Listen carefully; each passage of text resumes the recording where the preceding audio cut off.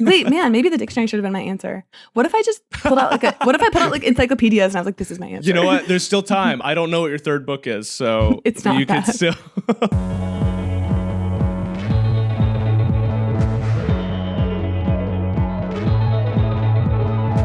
Welcome to Shoulda Books, the podcast about all the books you should have read by now. My name is Jonathan, and today I am joined here by Annie Rauwerda. Annie, welcome to Shoulda Books. I'm so excited to be here. I like reading books. I admit that this is not like how I read usually. I definitely am someone that like, I reach for books that are kind of obscure because I'm like, well, what if I find a really good gem? And I haven't been on the classics grind in a while. Okay. But you have to forgive me. There are many books I should have read. We tend to read classics for the book club, but like I'm so much more interested in finding the books that like are personal classics to people, of just like books that mean so much to someone. But before we get into all that, so you are the brains behind one of my favorite social media entities. I consume it through Instagram because I'm old, but Depths of Wikipedia. Yeah, that's me. That's you. It's Ms. Depths. You are Ms. Depths. It's such a fun. Again, I want to keep saying Instagram account, but I know that there's other other accounts. That. Okay. Say whatever you want. That's right. It's my show. But it highlights all of these very strange and absurd and whimsical highlights from Wikipedia. In the Patreon cold open, we were discussing some of my favorites. We talked about the list of sexually active popes and the Dave Matthews Band Chicago River incident. You were just telling me about Huey Long, the Louisiana demagogue from the World War II era. I love Wikipedia for this reason, because you start on one topic and then you go down all sorts of rabbit holes. How did you become? I want to say obsessed. I'm not going to say obsessed. How did you become interested in Wikipedia? Just so you know, I stand by. You can say whatever you want. I am obsessed with Wikipedia, of course. Yeah. I'm a Wikipedian. A Wikipedian. Okay, the demonym. Yeah, I am from there. I was born in the depths, and I occasionally peek my head out to come on podcasts. I started posting interesting Wikipedia articles online in March 2020 because of COVID. There was something going on. Yeah. I thought it was going to be like kind of a fun, like 2-week thing. My friend, who has since become my roommate, she's in Paris right now, but otherwise she would be a few doors down the hallway. She was making a zine with a bunch of our friends, and we had a page of what we've been up to during these crazy 2 weeks. And mine was Wikipedia reading because I was having fun. And then I was just surprised there was no Instagram already. There were certain like weird Wikipedia article type accounts and groups on Facebook and Tumblr. And the Facebook one is Cool Freaks Wikipedia Club. That one is still somewhat active, but Facebook groups, I think in general. What was the first Wikipedia article in the COVID era that you were like, holy shit, I have to share this with the people? Oh boy, I don't really have a perfect. You know what? I think I have 2 examples that are probably true.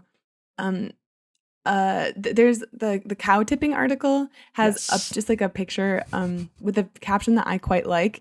It's a cow lying on her side, and she's a beautiful cow, and it's a cow lying on her side is not immobilized. She can rise whenever she chooses.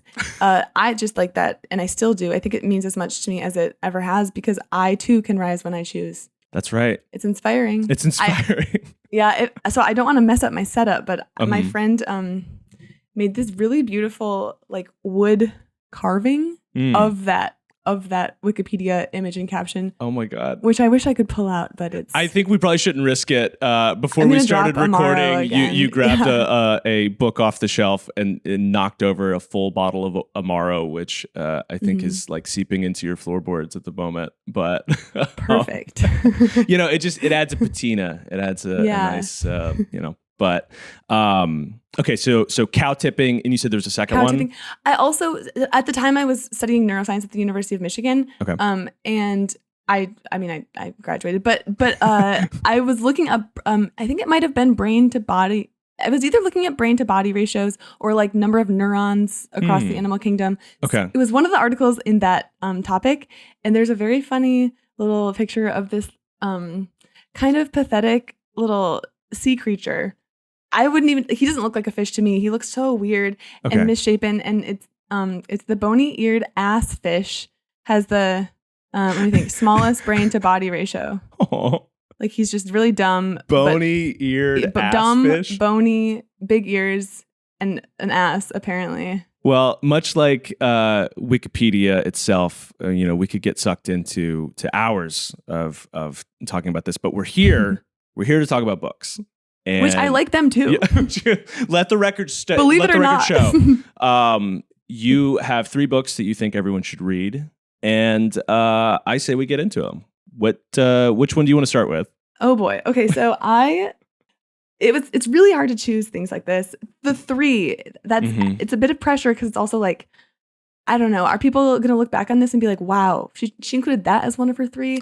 And so I just want to say, I don't know, like, if this is my lifetime choice even. Yeah. I just had to choose some. It's the 3 that you feel like right now. Like I think that you should kind of reconsider your favorites every, I don't know, 5 years or so, because you change. People change, and the things that you like right now, maybe you wouldn't have liked, 5-10 years ago, the things that you loved. Like I think about books that I loved when I was like 22, and I look back now and I'm like, that's really Spill. What are we talking? What? Which ones? I was really into Hunter S. Thompson in a way that wasn't good for my lungs, and but I don't know. I think he had some interesting. Like I think he's interesting because he was one of the first people to kind of call out some of the failures of the '60s and kind of how like his the famous wave speech from Fear and Loathing in Las Vegas, I think, is beautiful writing, but I think that I probably smoked a few too many cigarettes and drank a few too many beers because I was frankly wore one too many Hawaiian shirts because I was like, oh, he's cool. But that's one cool. example. He is cool. Also many such cases. In many such there are cases. Worse role models probably, but I mean, I guess reading his books, you don't have to smoke the cigarettes when you read them. You don't, but it helps. They don't make you do that. So the three books that you brought today, it's tough to narrow down, but you did it.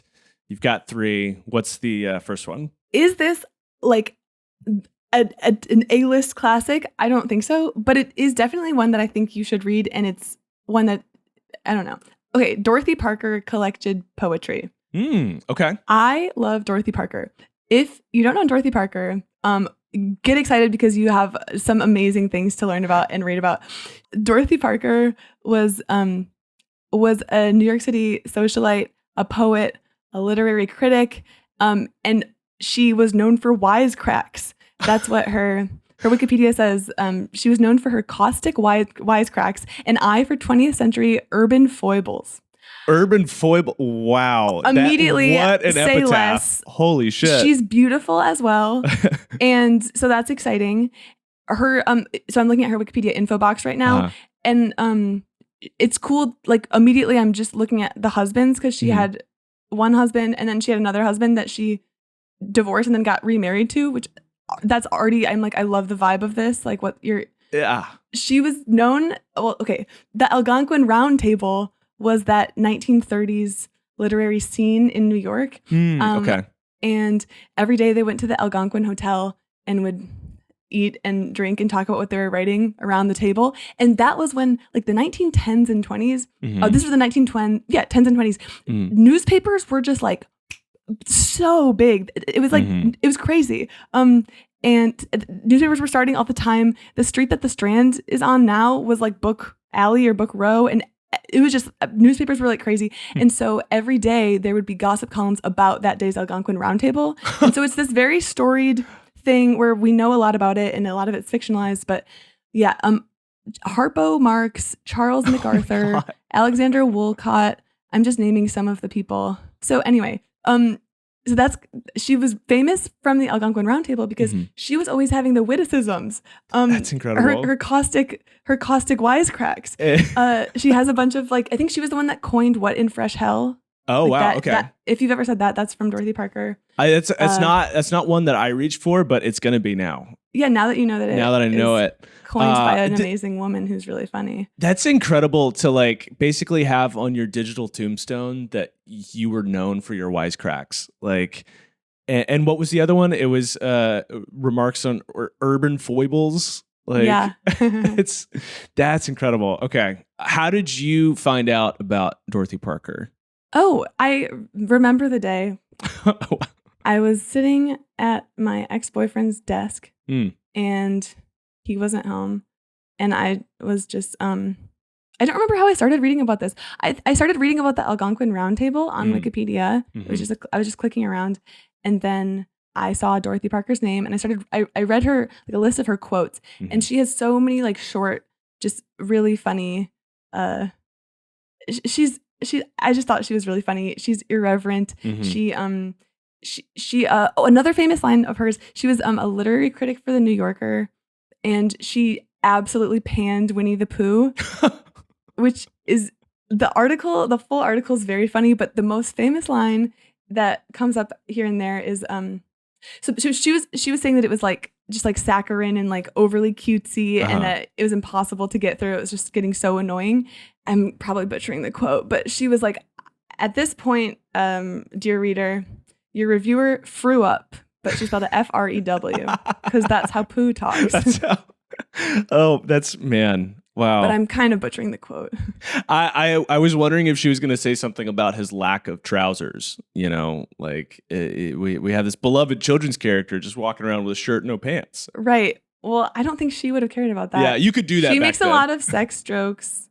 She was she I don't know. Maybe you could say that she had a lot of romantic struggles, I guess, that she wrote about that were very funny, and they make her writing feel more current than it was. One of her poems where she talks about being a little bit promiscuous in a way that I think is funny.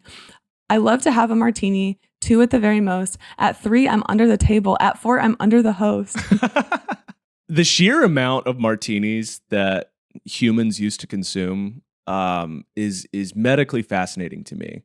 Like watching something like Mad Men and seeing like the famous 3 martini lunch. Like you're gonna go back to work after that? Yeah, it's crazy because then like they also were like sending people to space. A man walked on the moon. Right. Actually, right. 2, right? 2, yeah. And that was just the first trip. That was the first trip. Yeah. I always feel bad for Michael Collins sitting up. Like he had to sit in the car while the other guys went into the store. You know. Oh no, poor astronaut! You're really famous, and everyone praises you. And like also, he's like kind of one of the better adjusted, right? Like Buzz Aldrin had a really hard life. Buzz Aldrin, yeah. I don't remember what happened to Neil. I don't either. He got, Ryan Gosling'd. I didn't see that movie, the Ryan Gosling movie, but yeah, no, Buzz Aldrin, I heard he's not doing well.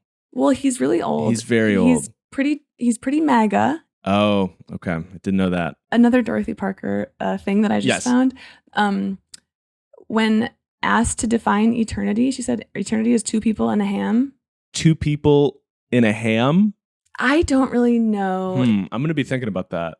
Some of them are kind of the time and their references that I don't understand. Yeah, it's kind of a Sumerian dog joke, dog bar, which is another one of my favorites from depths of Wikipedia. Yeah, a dog walked into a bar and said, wait, wow, did I forget the Sumerian dog joke? Oh, wow. A dog walked into a bar and said, I can't see a thing. Is that right? I can't see a thing. Yeah. Wait, no, there was something else. We'll have to. We'll. This is terrible. I'll cut all this.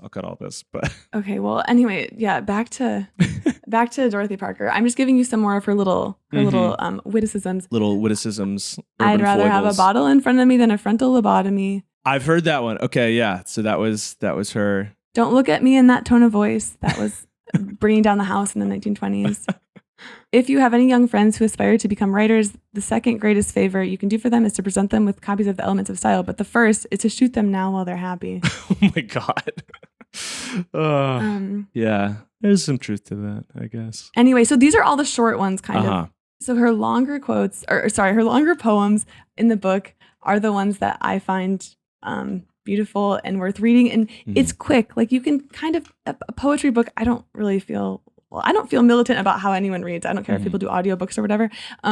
I find that the people that are like really weird about that, it's like, well, you're kind of just reading books just to quantify them and put them on Goodreads or something. Yeah. But who cares? Anyway, you can page through a poetry book like this. A recent episode, one of my guests talked about having a Barnes and Noble book, in that if you are killing time at a bookstore, like let's say the Barnes and Noble is next to the movie theater and you got to the movie theater early, so you got some time to kill.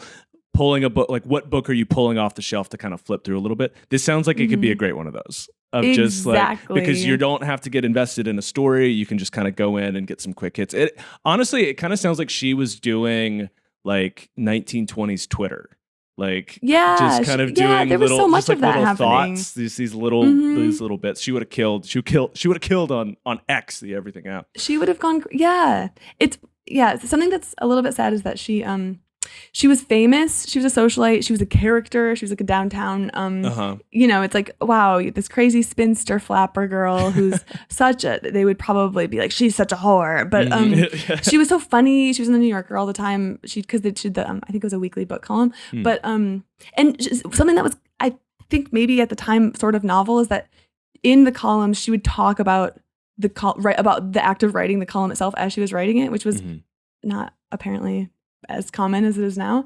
It was groundbreaking at the time.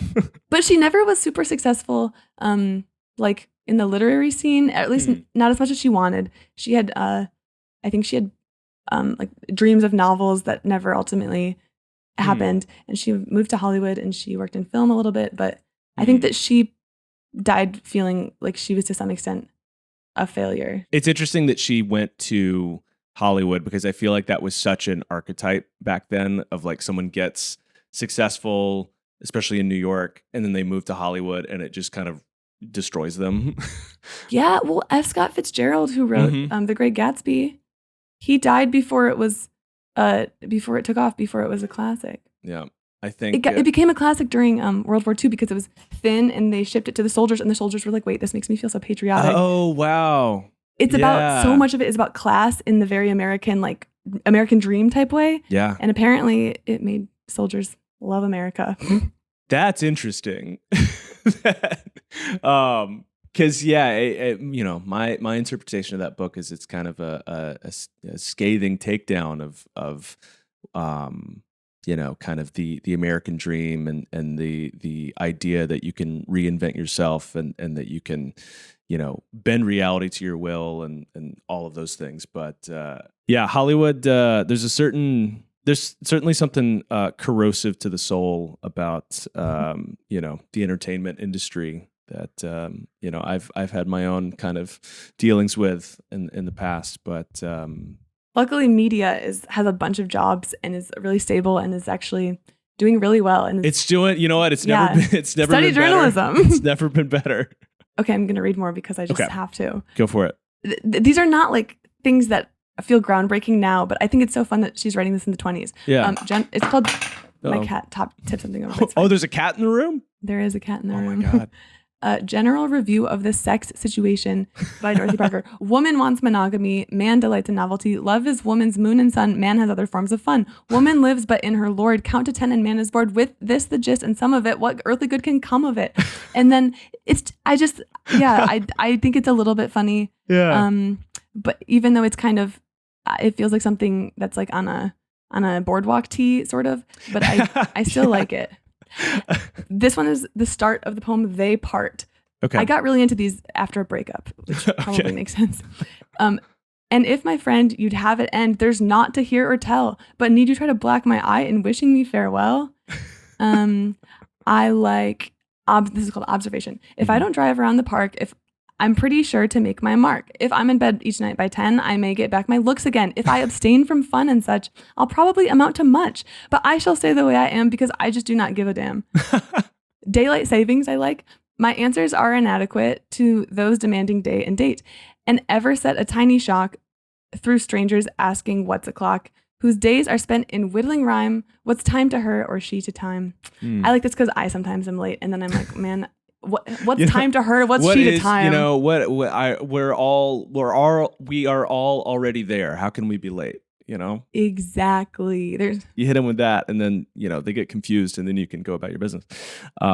But in the interest of time, which sadly marches on. Keep going. You know, the inexorable march of it is just really bothering me. We have to march on. What is the second book that you think everyone should read? It's possible that someone's already done this. Okay. So you can actually veto it if you want. And I thought long and hard about whether to include this because it is a bit. I think it's just rated so highly that it might be overrated, but I'm still recommending it. Okay, what do we got? The Power Broker. The Power Broker. No one has dared to touch The Power Broker yet, but I'm excited that you brought it up. I mean, okay, so it's the whole thing. Like I have a lot of thoughts about this. Okay. About this book because you have to when you spend that.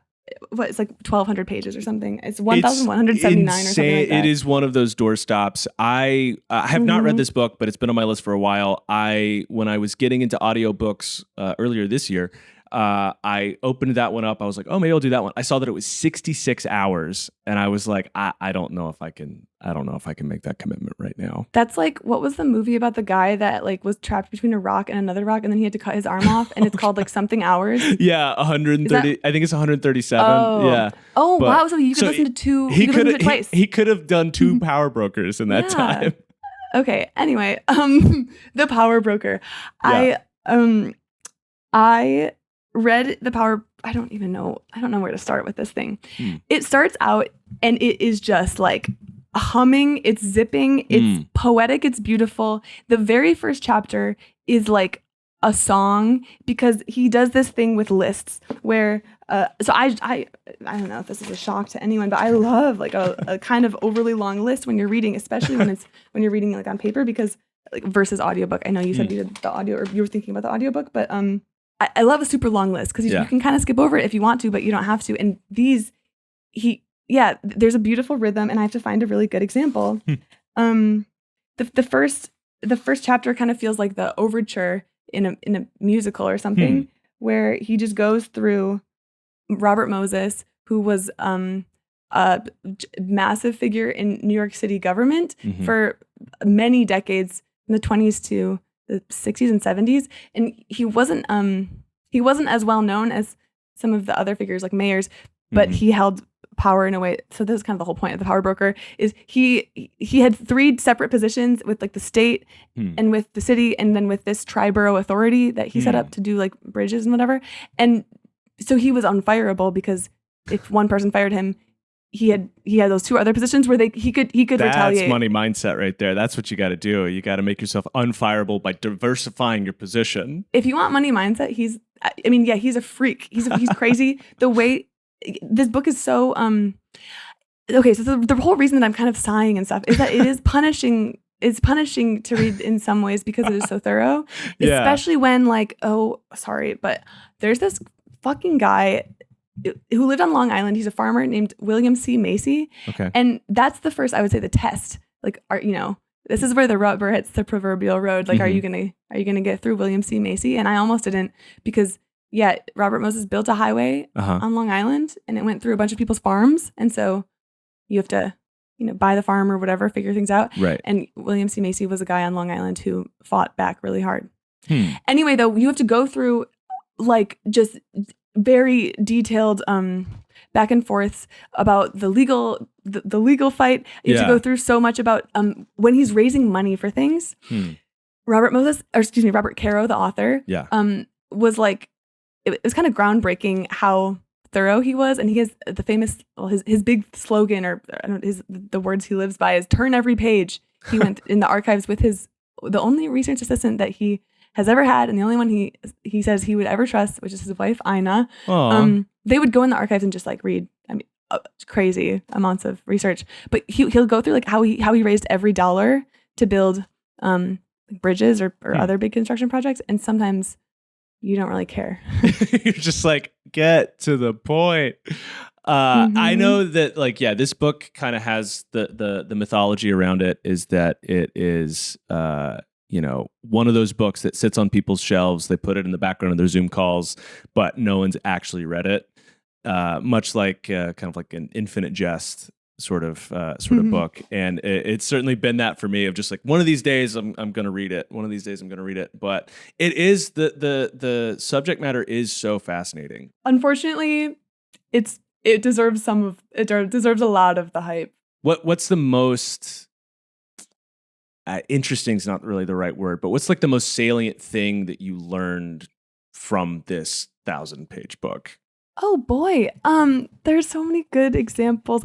I was fascinated by everything about his early years in public service are interesting to me. I loved hearing about the different governors of New York and mayors of New York City. Al Smith. Was Al Smith the mayor or the governor? He ran for president a couple times too. Yeah. Al Smith was this Irish guy who, like, back when like they still had Irish accents. He was from I forgot where, but he was from the Lower East Side, and he kind of took Robert Moses under his wing, and it was Prohibition era, and this Irish, I think he was the governor. He was definitely the governor. He like had a zoo at the governor's mansion in Albany. And he would have all his political opponents sometimes over, and he would give them a bunch of alcohol, and then they would embarrass themselves because they had no tolerance. And then he had something he could blackmail them with. And I just think him Al Smith as a character is amazing. He grew up, didn't know how to read. He got elected to the state Congress, and that's when he really taught himself how to read and became a very smart and like thorough and like hardworking lawmaker. Anyways, I loved learning about Al Smith. I loved I think car culture is so recent. Like the whole Highways Act, what was it, like 1956 or something? And so seeing how they carved up the city and how the highways got built is really interesting. I loved it. He dreamed of a New York City where you could drive around, where you could leave easily to go to the suburbs. Yeah, I guess this would have been around the time of like Levittown, right? Like the suburbs, like on Long Island, and that was kind of where American suburbia started, right? These like planned communities that were kind of built around commuters. I gasped because I remembered something really. That's a good fun fact. So another thing that just is like drills this into you as you read the book. The way that he got things built and the way that he got things done was he didn't ask permission sometimes. He would just start building, and he would ask for less than he needed. And then he'd be like, well, look, we have this half-built thing. We need more. And then you get stuff built. And then the other thing that comes up a lot, I don't know if it really comes up a lot, but I've definitely mentioned this at dinner parties or whatever. He was quite racist. Oh, God. And it's very clear. Well, a lot of people were. It's not. I hate to break it to you, but look at 20th century politicians, and you're going to find some other ones. George Wallace. That's a fun Wikipedia article to read if you're not familiar. Oh yeah. He ran against Nixon, right, in '68.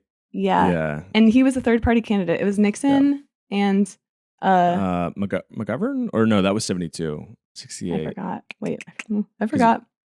Yeah, someone in the comments is going to let us know. That's the best thing about talking on the internet. And that was the same race that Bobby Kennedy got shot. Right. Lots happened. Yeah. 68. 68. Ever heard of that year? I don't know if you know about this. A lot of stuff happened in that year. But okay, so Robert Moses. Sorry. Okay, yeah, he was racist, and that's not really controversial to say. I think everyone would agree. It's just interesting when you can make your racist views, like, I guess anyone can change a law, but it's really hard to change infrastructure. He has a quote that's basically saying that, but better.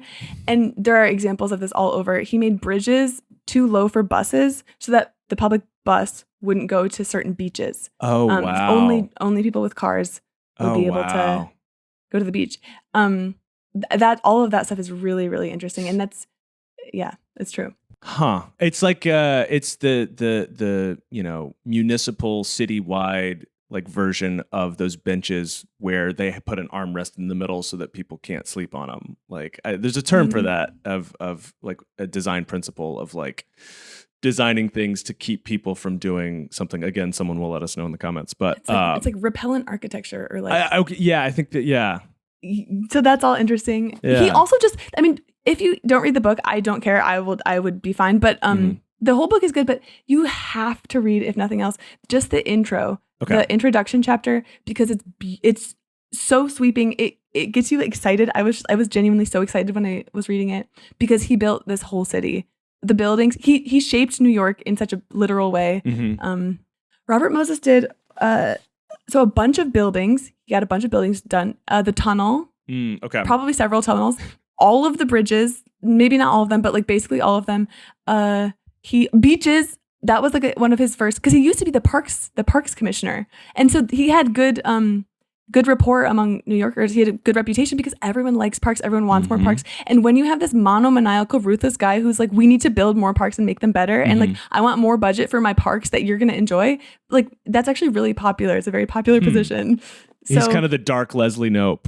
He's like, yeah. That's a really good comparison, actually. But she believed in the goodness of people in a way that I don't know if he did. It sounds like, maybe he did. He's complicated too. Like Robert Caro's, there are some biographies that I read, especially like 1970. It's written in the 70s, and it's by a guy who's kind of dry and academic and thorough. There's a lot of biographies like that where they don't really speculate on who a person truly is inside, and they let the reader think about that for themselves. But Robert Caro's really good at without being heavy-handed ever. It's just he's like, look, like at this point he was idealistic. At this point, he was doing things that are like definitely good, and then you watch him become kind of craven with power. Yeah, the money too is tale as old as time. The corruption. I'm interested about Robert Caro's, like, what's his prose like? Because I know he also wrote a famous one about Lyndon Johnson. Yeah, I have those in the back. Okay, have you read them? I have read part of the first one. Okay, you know what? Like, I think that there is a time for everything under the sun, as they say. And I needed a break. I needed to do some smaller books, but I also really like, I read this while I was reading The Power Broker. He has a book called Working, which his publisher made him put out because he was taking too long on one of the Lyndon B. Johnson books. And it is a delight. I flew through it. And honestly, hearing about the backstory of some of his research was in some ways like even more interesting than the book, and it was fun to read them at the same time. So I highly recommend this, even if you don't read. It'll also like tell you about Lyndon B. Johnson and Robert Moses, just because that's what he's always been researching. So it's about like his research process, basically. Yeah, he writes. He has a system where he writes. Oh boy, what is it? It's like 900 words a day or something, and he has a tally. He like tallies. He has a consistent system. It seems to be working. It seems like it's working well. Yeah. His prose is very good. It's mostly, most of the sentences are like at least somewhat beautiful, but they're not over the top. And his editor was another like kind of, I don't know, famous vaunted figure in the New York literary scene, Robert Gottlieb. So many Roberts. Yeah, a lot of Roberts. They loved that name. And Gottlieb edited like Fahrenheit 9. Oh, Fahrenheit 451? Wait, maybe he edited that, but he definitely edited Toni Morrison books. He edited, he was the one that, the Catch-22, I believe, was originally going to be titled a different number. Oh, but wow. I think he had a say in 22. I don't remember why he chose it. Yeah. He's edited like everything. Nora Ephron lived at his house for a while when she was like getting back on her feet. It sounds like a Wikipedia article I need to dive into. Yeah, but anyway, so he was a very thorough, and Robert Gottlieb has talked about how like Robert Caro was a good writer. Robert Caro is very passionate about making nonfiction writing like good and interesting and fun.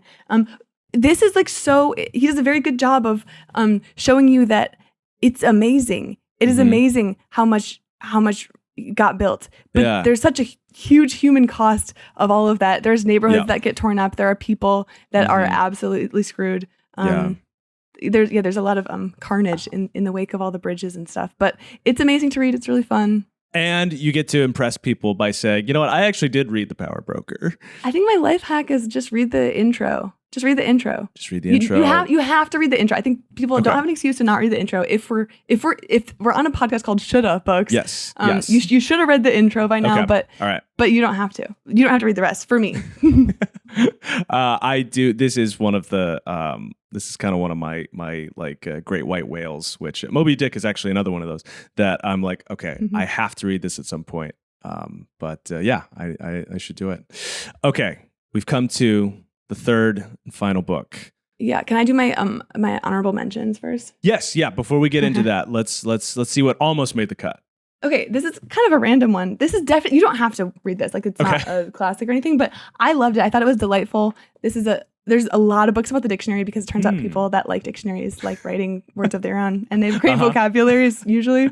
And this is one of the most delightful, like, I don't know, it's very human. It's a woman who is a lexicographer. Ooh. Word by Word, The Secret Life of Dictionaries by Corey Stamper. I think that she's awesome. Merriam-Webster has a very funny social media voice. I've seen them, yeah. Okay. She has played a large role in that. That's cool. She recently is, I don't know if it's out yet, but she worked on a book about color.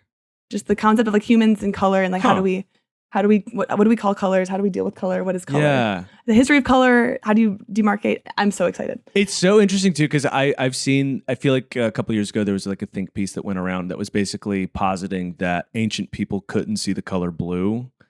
Because they called it the wine dark sea. The wine dark sea, yeah. And because like aside from the sky, like there's not a whole lot of naturally occurring blue, I guess, which I was like, well, I can think of some other things, but name some quick. My eyes, birds, blueberries, certain flowers, but it is interesting to think about, like, I mean, it's the classic thing of like, how do I know that the blue that you see is the same thing that I see? And there's no way to know that, you know, but yeah, so this is basically that, but for words. Like, she's like getting into does she dive into like the etymology? Does she dive into? It's not okay. So let me see. I have to pull it up again because it feels like show and tell. She does not get you like that deep in the history of the dictionary. Okay. But of course it comes up. Samuel Johnson. Of course, the GOAT. You have to reference him sometimes. He was very funny. I never mind it when people bring him up. Wait, man, maybe the dictionary should have been my answer. What if I just pulled out what if I put out like encyclopedias and I was like, this is my answer? You know what? There's still time. I don't know what your third book is, so it's not you that. Can still. She talks a lot about her herself, and I don't mind it. I think that she's wonderful. I love hearing about her, and I'm never bothered when she inserts herself because it is. I mean, the dictionary is made by people. And the process of it. So when she sits in an office building in, I think it's Baltimore or somewhere in Maryland, what do you do? Like when you're a lexicographer and you make the dictionary, what do you do all day? How do you respond to letters? When people are mad about the definition of woman or something and like send, I think there was a guy that tried to bomb Merriam-Webster over the definition of woman. But like, there's that. There's a lot of that's happening. They flag early, so they have to find the like the first usage or one of the first usages of a word in context. And so there's a lot of reading involved, and I'm forgetting the lingo because I haven't read this book in probably a year or two, but that's all interesting because they have these slips and there's an organization system.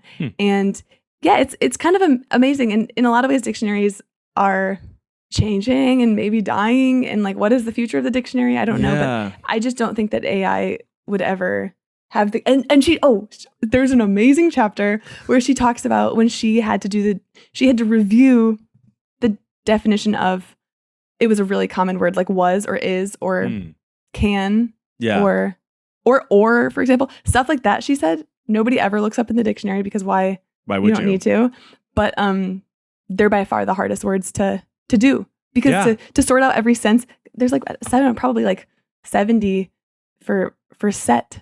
Oh my God, yeah.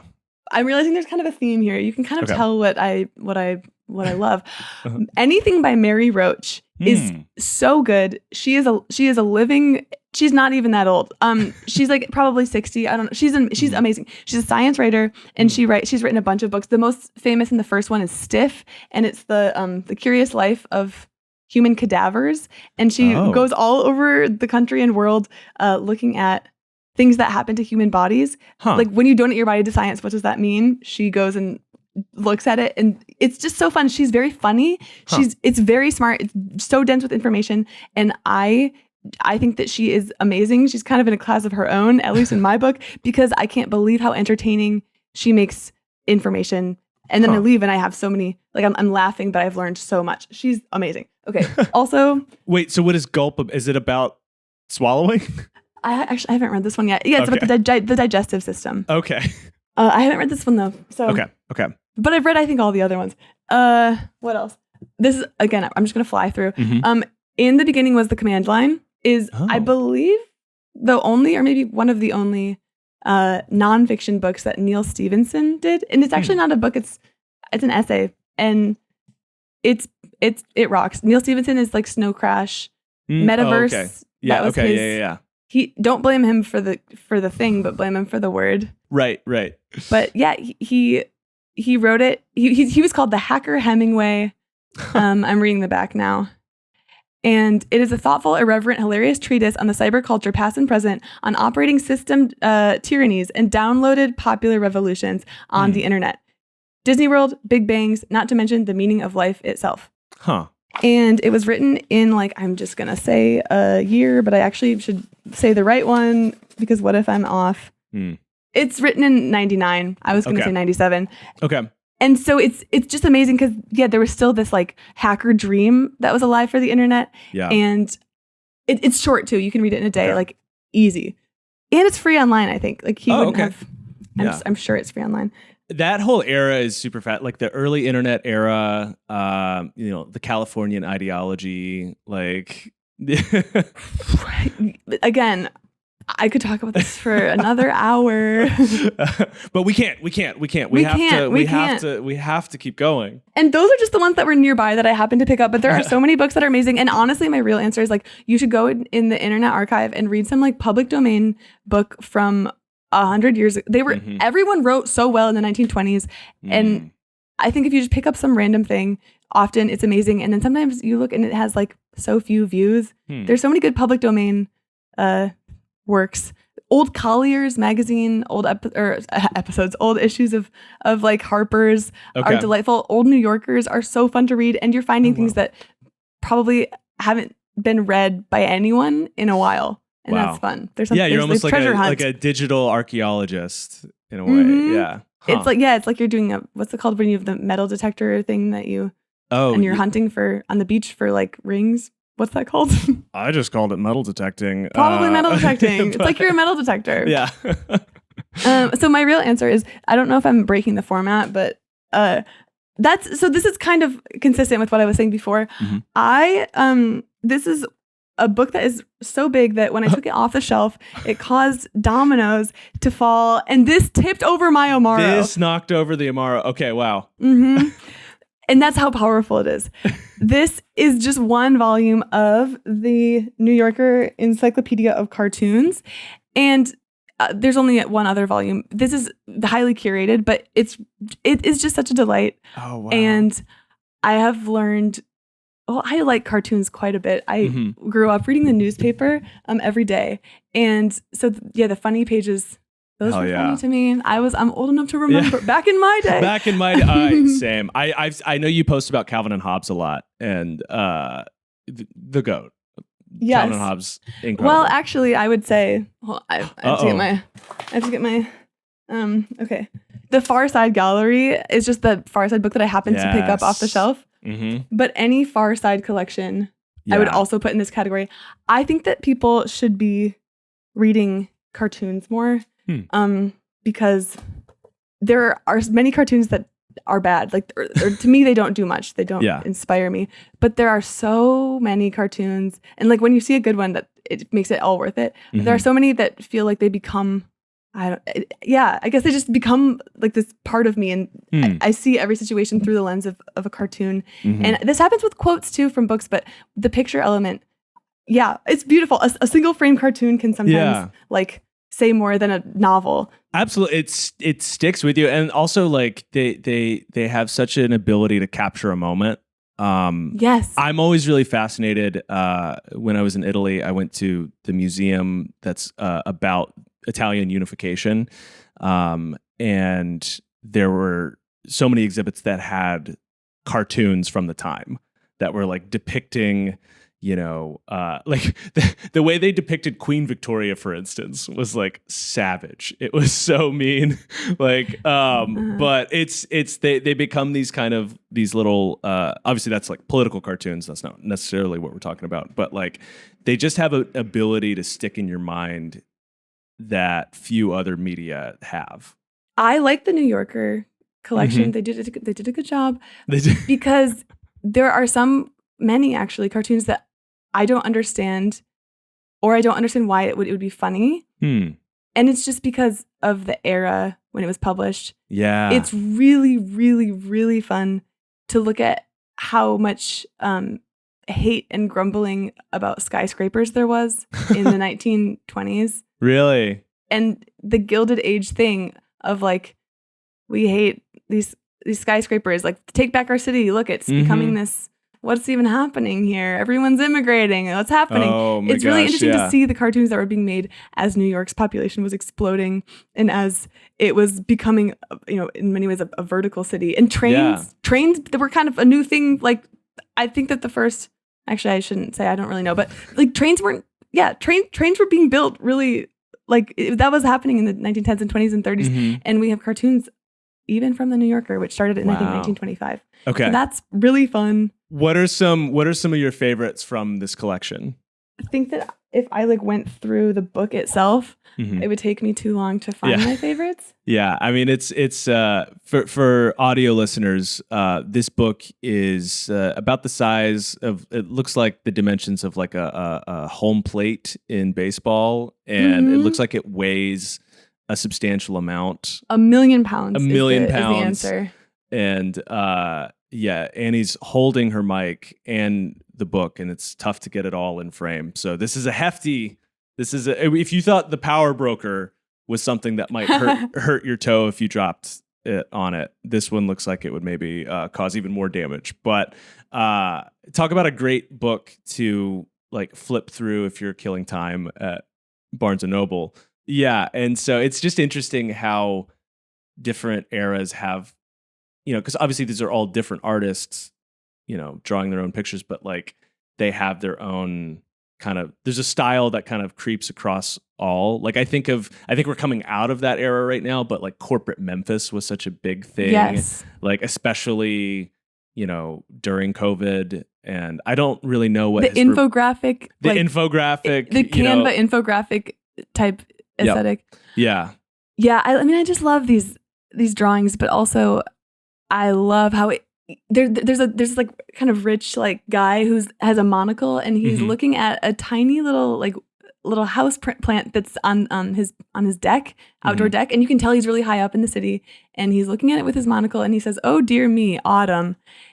And it's really fun to kind of like how it's fun to think about how how at one point when the internet was young, like there was cyberspace, but the way that these cartoons are making it seem is like, wow, it's like there were people in New York that lived in the sky, and they were in the suburbs, they were up there, they'd never come down. It is interesting. Like, the more time that I spend in New York, I like the kind of vertical class segregation of just like the super rich are like literally live above everyone else is really fascinating. Have you ever, I haven't read the book, but have you ever seen the movie High Rise? No, but great movie. Good. Yeah, Tom Hiddleston. And it's a kind of an allegory for class, but it's about a guy who moves into this like fancy high rise in the 70s. It's the style, like I love the style of it. Okay, that's fun. But I know it's based on a book that a lot of people like, and I have not read the book, but that's okay. Yeah, but you know what? That's okay. I think you're allowed to watch the movie if you want. You can do that. I think so.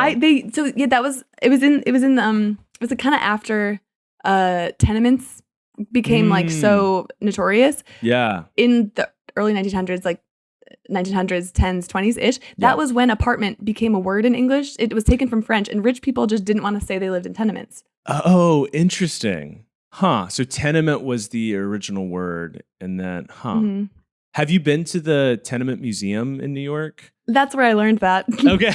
I keep almost going to that museum. My girlfriend has been to it many times and really speaks very highly of it. But it's one that I want to check out. It's a nice apartment. I would totally rent that tenement, and I would pay a lot of money for it. Yeah, that's the thing, is it's probably worth millions now. The story of how that museum came to be is kind of cool. Like there was there was some weird legal dispute where the building just sat empty for so many decades that it was actually like decorated the same. Nothing had really changed since tenement era. Huh.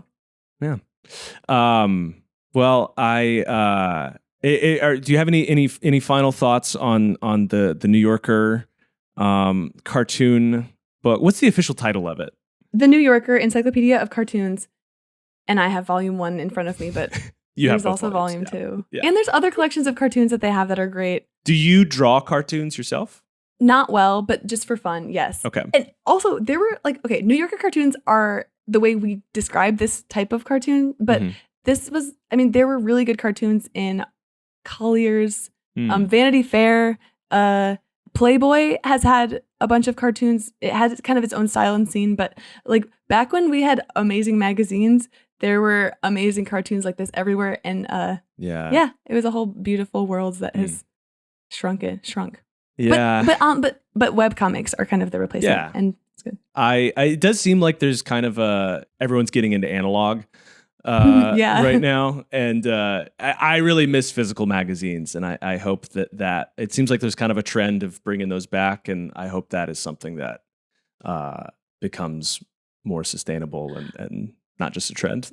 Yeah, because it's a little bit harder for Palantir to like add that to their database about you. 100%. I mean, honestly, sure they're gonna still get it in the flock cameras. They'll get it some way. They'll get it some way. But I do think that, like, any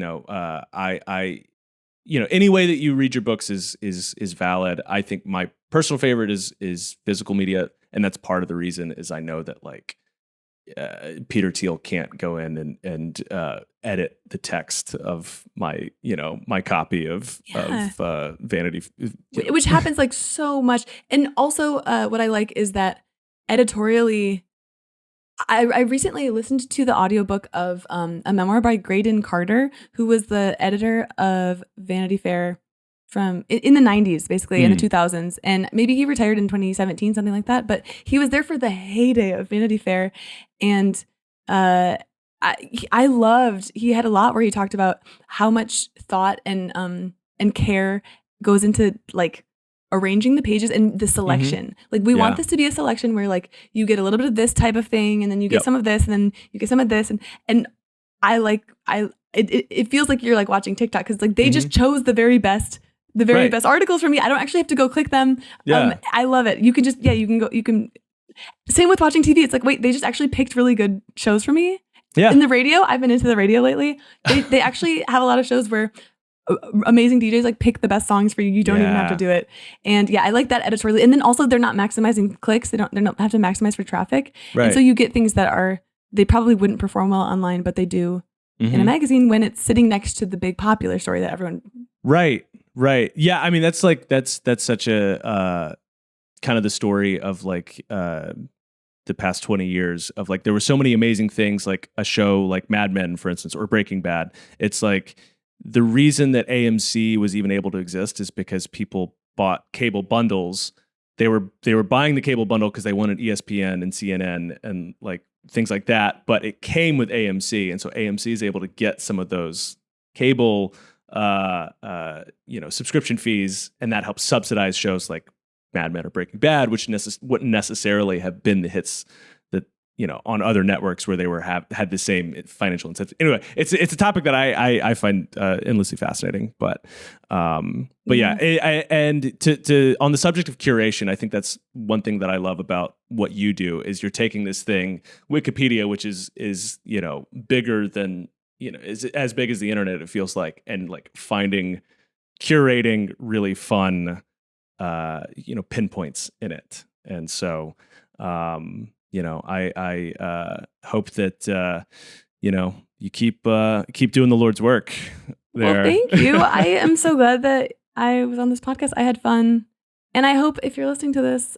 again, I don't really care what you do, but I hope that you go on the Internet Archive and you read some random old book, especially an obscure one. Yep. Read some random H.L. Mencken thing, and you might end up crying. That happens to me. I think he is a great writer, and he has a book where he like goes around America, and there's a very funny part where he like just lambasts the architecture of Pittsburgh, I believe.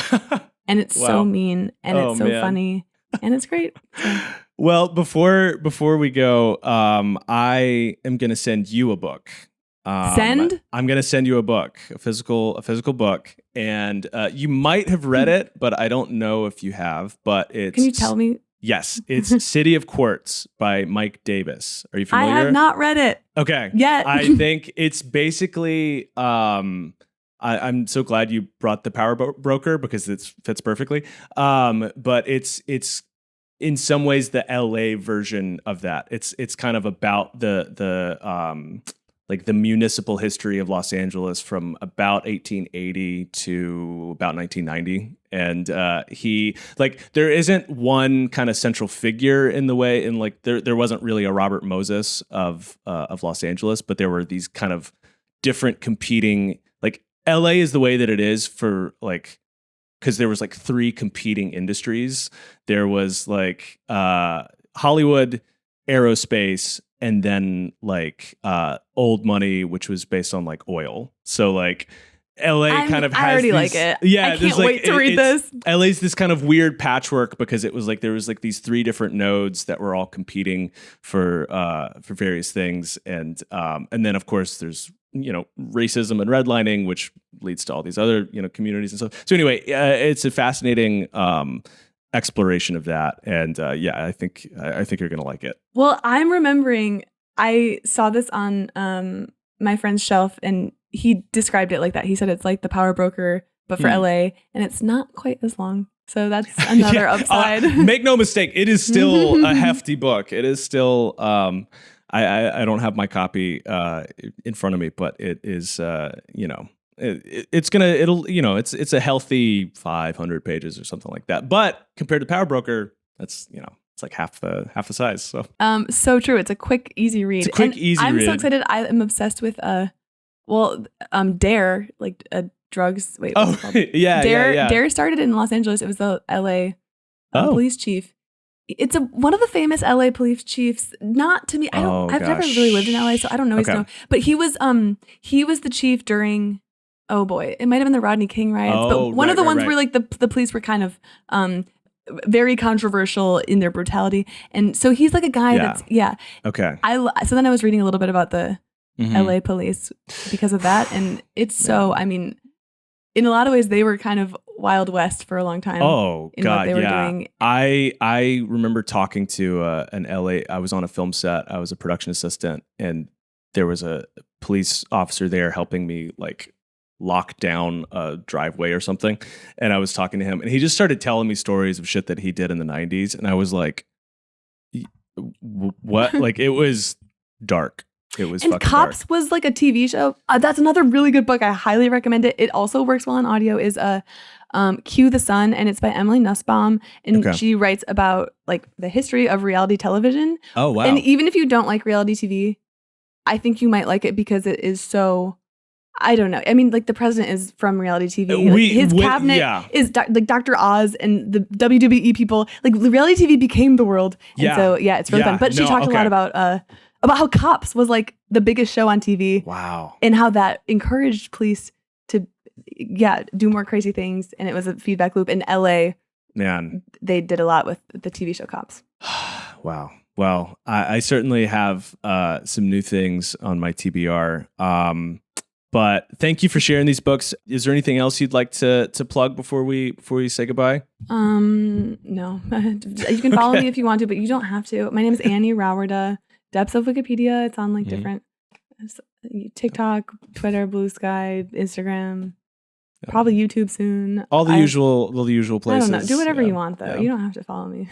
I think I have a Substack, but it's not active. Well, Annie, I'm doing a show in LA on May 9th. I'm doing a show in LA on May 9th. It's part of the Netflix is a Joke festival. Nice. The tickets are $35 or something like that, which is more than they usually are. Sorry. But it's because of it's some theater, and it's because of reasons that like I don't really know. But I am very excited, and I do think that perhaps it could be worth it if you're into information and laughing and a wholesome human vibe. I've been definitely like making the shows like I've been really emphasizing that Wikipedia is so human and not AI. And for the first time, well, not for the first time, but I did a show like 2 nights ago, and people were crying at the climax, but in a happy way. And I was in a good way. I was excited, but yeah. So I guess maybe I'm not selling this comedy show. Like, you're gonna cry. Hey, come to my comedy show. I'm gonna make you cry. Yeah. It's really expensive, but if you want to come, you're allowed to come. It's in Hollywood, May 9 at probably 7 p.m. or something like that. Cool. Awesome. Well, thank you, Annie. And thank you to everyone for watching and listening.